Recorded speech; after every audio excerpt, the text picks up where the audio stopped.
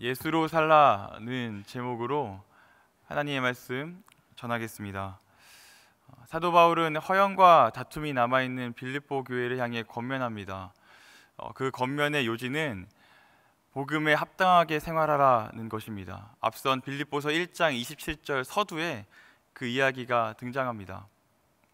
특별히 사도 바울은 이 논지를 전개함에 있어서 이렇게 해야 한다 혹은 저렇게 해야 한다라는 어떤 일정한 삶의 양식을 먼저 들이밀지 않습니다.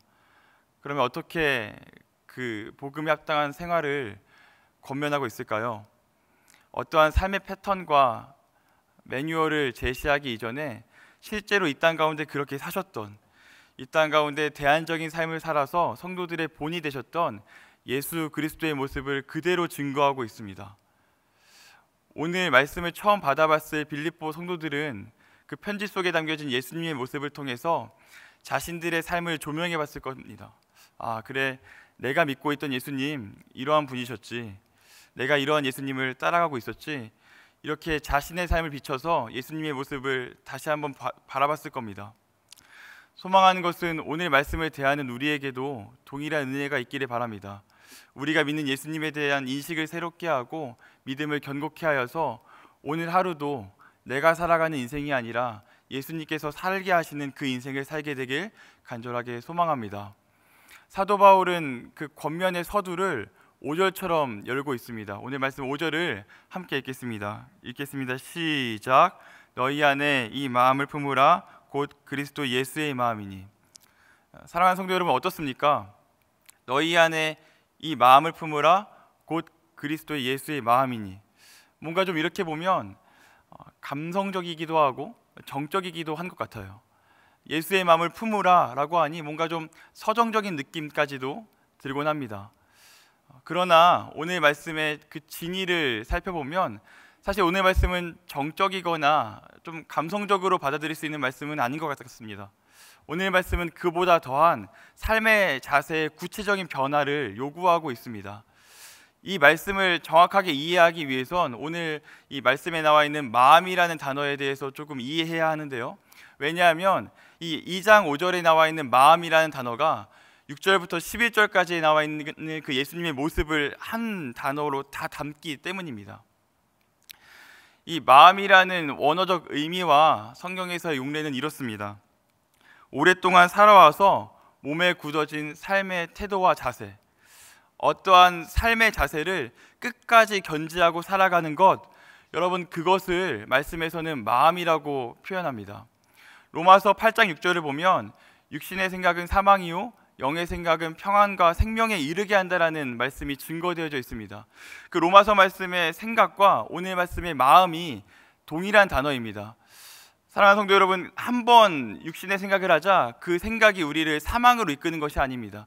늘 육신의 생각을 가지고 그 삶의 자세를 견지하며 살아가자 그 삶의 끝에 사망이 기다리고 있다는 겁니다. 그러니 너희 안에 이 마음을 품으라 곧 그리스도 예수의 마음이니 라고 말할 때 이것은 그냥 한 번 더 예수처럼 살 것을 생각해보고 예수님의 삶의 자세를 인지하라는 수준의 정적인 삶의 자세를 우리에게 요구하고 있는 것이 아닙니다.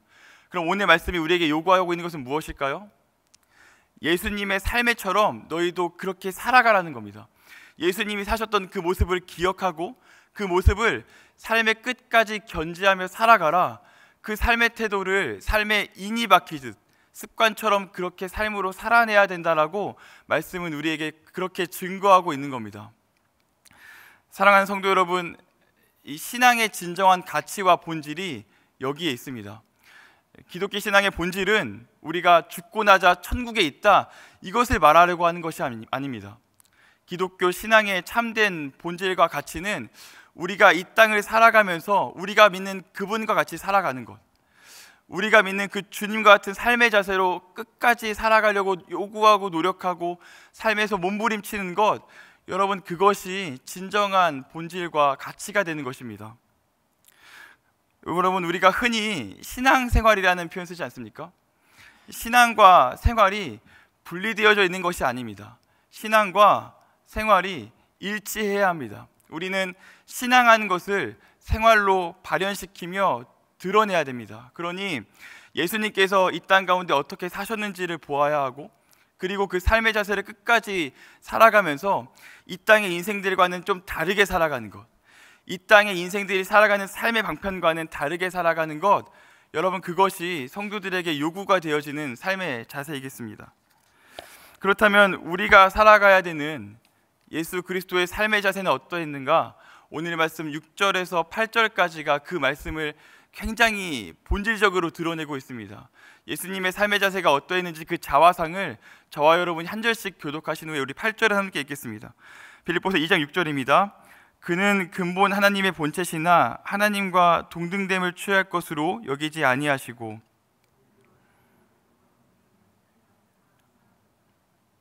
함께 읽겠습니다. 사람의 모양으로 나타나사 자기를 낮추시고 죽기까지 복종하셨으니 곧 십자가에 죽으심이라. 여러분, 본문이 굉장히 길게 이야기하고 있는 것 같잖아요. 그런데 이 본문의 원어가 되는 헬라어를 보면 동사 위주로 보면 예수님의 삶의 자세가 좀 더 간단하고 명료하게 나오는 것 같습니다. 예수님의 삶의 자세를 동사로 크게 세 가지로 이야기를 합니다. 첫 번째는 하나님과 동등될 것으로 취하지 아니하셨고, 두 번째는 자기를 비우시고, 세 번째는 죽기까지 낮아지셨다, 이겁니다. 여러분, 좀 어렵죠? 이것을 그래서 마틴 로이드 존스 목사님은 빌립보서 2장을 주의하시면서 이 모든 2장 6절에서 8절까지의 말씀을 한 문장, 한 단어로 이야기합니다. 이렇게 말씀하십니다. 예수님의 삶의 자세는 낮아짐의 영성이었다, 낮아졌다, 하향하였다. 여러분, 이것이 예수님의 삶의 자세라는 것입니다. 예수님은 이 땅에 사시면서 우리 성도들에게 몸소 이 땅을 어떻게 사셔야 되는지를 대안적으로 사시면서 그 모습을 우리에게 증거하셨습니다. 그 증거된 삶의 자세의 본질이 무엇이라고 말씀이 증거하고 있습니까? 낮아지셨다라는 겁니다. 예수님은 낮아지셨습니다. 그래서 우리는 이 낮아지심을 그대로 보고 실현해 나가야 되는 선교적 제자입니다. 예수님께서는 근본 하나님의 본체시나 하나님과 동등될 것으로 취하지 아니하셨다, 이렇게 나타납니다. 여기서 본래라는 표현은 굉장히 시간을 강조하는 표현입니다. 이 뜻을 그대로 원어의 느낌을 살려서 말하면 이렇습니다. 태초 전부터, 원래부터, 마치 이 세상이 창조되기 전 우리가 알 수 없는 그 시간, 그때부터라는 표현입니다. 또 본체라는 표현이 나옵니다. 이 본체라는 표현은 그 본질이 본질될 수밖에 없는 그 가장 중요한 속성, 여기 있는 이 강대상이 나무이지 않습니까? 이 나무가 나무일 수밖에 없는 그 속성의 중심을 이 본체라는 표현으로 사용합니다. 그러니까 좀 어렵죠? 이 표현을 간단하게 말하면 이렇습니다. 예수님은 시간의 창조의 전부터 하나님과 같은 본질이었다는 겁니다. 이것을 더 쉽게 이야기하면 이렇게 이야기할 수 있을 것 같습니다. 예수님은 참 신이시다. 예수님은 진짜 하나님이시다. 진짜 하나님께서 하늘의 자리에 있어야 되는데 이 땅 가운데 내려오신 겁니다. 하나님이 그냥 하나님의 자리에 있어도 충분한데 하나님께서 그 자리에 있지 않고 이 땅 가운데 내려오셨다. 여러분, 이것이 예수님의 삶의 자세에 가장 기본되는 것입니다. 낮아지심. 우리 예수님의 생애를 하나씩 좀 볼까요? 예수님은 태어나실 때 화려한 곳에서 태어나시지 않았습니다. 화려하기는커녕 좀 편안하거나 일반 서민의 자리에만 태어났어도 그냥 그렇게 이해했을 것 같습니다. 그런데 여러분, 예수님께서는 가장 비천한 자리인 말 구유에서 태어나셨습니다. 좀 삶이라도 넉넉했으면 모르겠는데 당시의 사회적 지위가 그렇게 보장되어져 있지 않은 목수의 아들로 태어나셨습니다. 가난한 변방 그 동네에 가장 주변성을 띠는 아웃사이더 중에 아웃사이더로 그렇게 우리 예수님 태어나셨습니다. 예수님은 종종 마리아의 아들이라고 소개가 되어집니다. 여러분, 당시의 문화상으로 보면 아버지의 이름을 빌려서 요셉의 아들이라고 소개되는 것이 맞습니다. 그런데 마리아의 아들이라는 표현으로 봐서 예수님이 얼마나 비천하고 남루한 인생을 살았는지, 시대가 보기에, 사회가 보기에 예수님이 얼마나 보잘것없는 인생을 사셨는지를 그렇게 증거하고 있는 겁니다. 여러분, 예수님의 사역은 어떠하셨습니까? 당시에 아무도 상대하지 않으려고 했던 사람들을 만나셨습니다. 궁핍한 자들, 고아와 과부들, 버림받은 자들, 환난과 고통에 처한 자들, 외로운 나그네들, 외면받는 창기들, 세리들, 병들고 신음하는 자들, 여러분 예수님 그들과 함께 하셨습니다. 예수님 주변에 보면 뭔가 좀 잘 나가는 인생이 하나도 없는 것 같아요. 뭔가 좀 있을 만한 사람들과는 별로 교류하지 않았던 것 같습니다. 물론 성경의 저자들이 이러한 사람들과 있을 때만 좀 주목해서 기록했을 수도 있겠죠. 그런데 예수님의 삶의 일관된 자세는 무엇이냐면 낮아지셔서 소외된 사람들과 함께 하셨다는 겁니다. 여러분, 그 낮아짐의 절정이 어디에 있습니까? 우리가 다 이 자리에 나올 수 있게 하는 그 십자가 사건에 있지 않습니까? 낮아지고 낮아지셔서 그 땅에서 받을 수 있는 가장 수치스럽고 명예를 꺾어버리는 십자가의 자리에 있기까지 예수님은 그렇게 낮아지셨습니다. 여러분, 때로 우리는 십자가를 너무 낭만적으로 생각하는 것 같습니다. 우리 예수님께서 신이시기 때문에 십자가를 굉장히 고결하고 별로 그렇게 고통 없이 당했을 거라고 그렇게 생각할 수도 있을 것 같습니다. 그런데 여러분, 예수님께서는 참 신이시자 참 사람이셨습니다. 손가락에 가시가 하나 들어가도 굉장히 고통스러운데, 여러분, 어떤 사람이 손에 못이 박히는데 소리 지르지 않고 고통스럽지 않겠습니까? 여러분, 아마 우리 예수님께서는 침을 흘려가면서 목이 새어라 그렇게 고통을 호소하셨을 겁니다. 여러분, 이것이 우리가 믿고 있는 낮아짐의 예수, 그 민낯입니다. 이처럼 하향성을 이루는 주님의 삶과는 정반대가 되어지는 삶이 성경에 등장합니다. 우리가 믿는 예수님은 낮아지셔서 십자가의 자리까지 낮아지시는데, 그것과는 정반대가 되는 삶의 자세가 성경에 등장이 되어집니다. 그것이 무엇일까요? 인류가 처음으로 범죄하였던 아담과 하와의 범죄입니다. 아담과 하와가 선악과를 따먹을 때 그 마음을 동기케 하였던 가장 중요한 원리가 무엇인 줄 아십니까? 하나님과 같이 되어보려 한다는 겁니다. 하나님과 같이 되어보려 한다는 것. 예수님은 낮아지셨습니다. 그러나 처음으로 범죄하였던 인류는 계속해서 높아지는 겁니다. 피조물이 창조주의 자리에 앉기까지 그렇게 계속해서 높아지는 것, 여러분, 그것이 처음에 죄의 원리가 되어집니다. 그리고 그 죄의 원리가 우리의 몸속에 그대로 체화가 되어져서 모태로부터 죄인으로 태어난 우리들은 모두 다 하나님과 같이 되어보려고 하는, 하나님 없이도 살아보려고 하는, 하나님을 배제하고 그 자리에 우리가 앉아보려고 하는 그 범죄함으로 살아가려고 하고 있지 않습니까? 제가 알고 있는 어떠한 집사님이 그 광고 회사에서 일하시던 분이 있었습니다. 대학에서 심리학을 전공하시고 대학원에서 소비자 심리학 이런 학문을 공부하셔서 상업 광고를 만드는 회사에서 일을 하셨습니다. 우리나라에서 잘 나가는 1, 2위를 다투는 회사였습니다. 여러분, 그분이 저에게 이렇게 물어봅니다. 그때 제가 전도사였거든요. 전도사님, 이 상업 광고의 원리가 무엇인 줄 아십니까? 이렇게 물어보는 겁니다. 뭡니까 집사님? 이렇게 대묻자 이렇게 말씀하시는 거예요. 다른 게 없답니다. 상업 광고의 핵심은 이거예요. 당신의 인생은 보잘것이 없는데 이 물건 하나 가지면 당신의 인생은 이제 가치로울 수 있습니다. 끊임없이 사람의 허영심과 사람의 그 빈 공간을 이렇게 긁어내면서 너는 보잘것없지만 이 물건 가지면 네 인생 좀 괜찮을 수 있어, 이렇게 이야기한다고요. 여러분, 이것이 비단 광고의 문제만은 아닌 것 같습니다. 우리가 살아가는 시대 정신이 그렇습니다. 우리 인생이 보잘것없어 보이니까 조금 더 가지고, 조금 더 뭔가 구비되어지면 인생이 가치로워 보이는 겁니다. 그래서 계속해서 상향하면서 뭔가 좀 더 가지고, 뭔가 좀 더 구비가 되어지고, 어떠한 상태가 되어진 것들을 이렇게 경험해 나가면서 뭔가 올라가야 돼, 상향해야 돼, 네가 하나님이 없이도 살아가야 돼, 이렇게 우리에게 끊임없이 상향성을 요구하는 것 같습니다. 지금 우리가 살아가는 삶의 자세가 동일한지 아니한가 좀 돌아봐야 되지 않겠습니까? 예수님은 사람은 죄의 지배를 받아서 끊임없이 높아지려고 할 때, 우리가 믿는 예수님은 계속해서 낮아지십니다. 예수님의 길에 들어선 저와 여러분은 어떠한 삶의 자세를 가져야 될까요?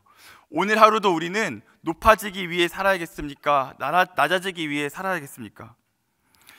이렇듯 내가 살기 위해서 남을 죽이는 세대 가운데 예수님은 남을 살리기 위해서 나를 죽이는 그러한 삶을 몸소 실현하셨습니다. 그리고 사도 바울은 그 삶의 자세를 오늘도 우리가 견지하면서 살아가야 된다고 그렇게 이야기를 합니다.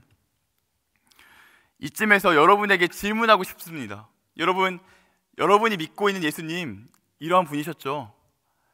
여러분, 이러한 삶의 자세를 살기 위해서 오늘 새벽에도 나와 기도하는 것이죠. 여러분, 우리가 우리의 마음을 좀 돌아보아야 될 것 같습니다. 여러분, 이처럼 살고 싶은 삶의 자세가 있으십니까? 때로는 예수님의 모습이 이러함에도 불구하고 우리는 계속해서 높아지려고 하는 것에만 우리의 마음을 담아내고 있지는 않습니까? 예수님의 삶의 자세로는 별로 살고 싶지 않은 모습이 우리에게 늘 증명되어지고 보여지고는 있지 않습니까? 오늘의 말씀을 쉽게 이야기하면 이렇습니다. 최선을 다해서 남을 위해 낮아지고 포기하고 때로는 오해받더라도 그렇게 내 것을 다 내어놓는 삶을 살아야 된다. 예수님이 우리를 향해서 그렇게 요구하고 계신 것만 같습니다. 여러분, 이러한 삶의 자세가 준비되어졌습니까? 여러분, 우리가 그러한 예수님의 삶의 자세를 견지하며 살아갈 때 어떤 일이 일어나는가? 오늘 말씀 2장 9절에서 11절은 이렇게 이야기합니다. 제가 읽고 여러분이 읽고 마지막 절을 함께 읽겠습니다.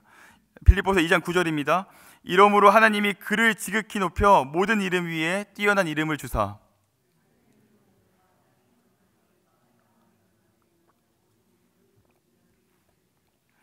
함께 읽겠습니다. 모든 입으로 예수 그리스도를 주라 시인하여 하나님 아버지께 영광을 돌리게 하셨느니라. 우리가 예수님을 닮은 자세를 견지하며 살아갈 때 사도 바울이 말한 것처럼 너희 안에 이 마음을 품으라 곧 그리스도 예수의 마음인지, 그러니 너희가 살아가고자 하는 삶의 방식대로 살아가지 말고 이 땅에서 복음에 합당하게 생활하기 위해서 예수님의 삶의 자세로 살아가야 되는데, 그러면 어떠한 결과물들이 나오는가, 어떠한 열매들을 맺을 수 있는가? 오늘 말씀은 이렇게 이야기합니다. 이러므로 하나님이 그를 지극히 높여 모든 이름 위에 뛰어난 이름을 주사. 예수님을 따르는 삶의 방식과 자세를 가진 사람들은 그들이 살아온 삶의 열매를 맺는 것이 아니라 하나님이 주시는 삶의 열매를 맺게 됩니다. 하나님의 삶의 자세를 견지하면서 살아가는 사람들에게는 그 땅의 삶의 소산물이 그 삶이 일궈내는 것으로 나오는 것이 아니라 하나님이 주시는, 하나님이 맺게 하시는 그 열매를 맺게 된다는 것입니다. 완전한 역전입니다. 하나님의 나라가 임하면 이제는 이 땅의 삶의 방식이 정답이 되는 것이 아니라 하늘의 삶의 방식이 정답이 되는 때가 있는데, 여러분, 우리는 그날을 오늘처럼 살아가는 겁니다. 이 땅을 살아가는 것을 전부인 것처럼 살아가지 마시기를 소망합니다. 우리는 나그네와 같은 삶입니다. 그래서 오늘을 살아갈 때도 이 방식이 정답인 것처럼 살아가는 것이 아니라 하늘의 방식이, 말씀의 방식이, 복음의 방식이 정답인 것처럼 살아가야 그것이 예수의 마음을 품고 살아가는 오늘의 성도의 삶의 자세, 그것이 되는 것입니다. 이야기 하나 하고 말씀을 마치려고 합니다. 여러분, 일제 강점기를 담고 있는, 또 그래서 이 광복의 시기를 그려내고 있는 어떤 한 영화가 있습니다. 그 영화 속에서 친일에 앞장섰던 한 인물을 마지막에 전범 재판하면서 그 사람을 이렇게 심판하는 장면이 나옵니다.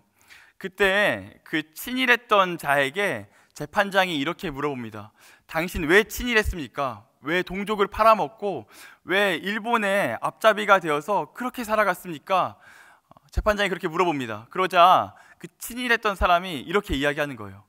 광복이 올 줄 어떻게 알았겠습니까? 이렇게 이야기하는 겁니다. 여러분, 우리는 어쩌면 광복이 올 줄 모르고 일본의 밑에서 살아가는 것처럼 하나님의 나라가 분명히 임재할 것을 아는데도 이 땅의 삶의 방식으로만 묶여서 살아가는 것 같습니다. 근데 여러분, 오늘 말씀이 우리에게 그렇게 요구하고 있지 않습니다. 이 땅에서 살아가는 삶의 자세로 끝까지 살아가라. 이 땅에서 살 수 있는 삶의 방편들을 실리적으로 마련하면서 살아가라. 말씀은 그렇게 이야기하지 않습니다. 말씀 우리에게 어떻게 이야기하나요? 이 땅의 삶의 자세가 어떠한지와 관계하지 않고, 이 땅을 지배하는 삶의 자세와 방식이 어떠한지와 관계하지 않고 너희는 예수님을 믿는 삶의 자세로 살아가야 된다. 그것이 빌립보서에서 말하는 복음에 합당하게 생활하는 겁니다. 여러분, 우리는 학벌, 돈, 명예 등이 세상을 지배한다라고 말하는 그러한 힘이 이 땅을 지배하는 힘이라고 믿고 살아가는 그러한 세상 가운데 살아갑니다. 근데 여러분, 그게 정답입니까? 그러한 것들이 세상을 지배합니까? 여러분, 우리가 믿는 하나님이 세상을 지배하시는 것 아니셨습니까? 우리가 믿는 주님이, 우리가 믿는 하나님이 오늘도 이 땅을 역사하시고 인도해 나가시는 창조주 하나님 아니십니까? 그것을 믿는 믿음이 저와 여러분에게 있기를 간절하게 소망합니다. 사랑하는 여러분, 우리가 믿는 하나님 여전히 살아계십니다. 우리가 오늘도 고백하는 그 하나님 오늘도 여전히 살아계셔서 인류를 역사하시고 인도하시는 분이십니다. 여러분, 우리 그분이 요구하시는 삶의 자세로 살아갑시다. 땅을 바라보지 말고 하늘을 바라보면서 주님께서 원하시는 그 삶의 자세를 이 땅 가운데 실현하는 저와 여러분이 되기를 간절하게 소망합니다. 우리 시간 함께 기도하시겠습니다.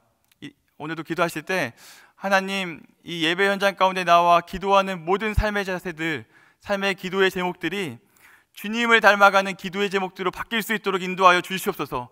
오늘도 우리가 이 땅 가운데 살아가기를 위해서 하루하루 그렇게 이 땅의 방식으로 살아가는 것이 아니라 하늘의 방식, 복음의 방식, 주님의 삶의 자세로 살아갈 수 있도록, 낮아지심의 그 삶의 자세를 견지하며 살아갈 수 있도록 주님 인도하여 주시옵소서. 우리 시간 함께 기도하심으로 나아가시겠습니다. 기도하시겠습니다.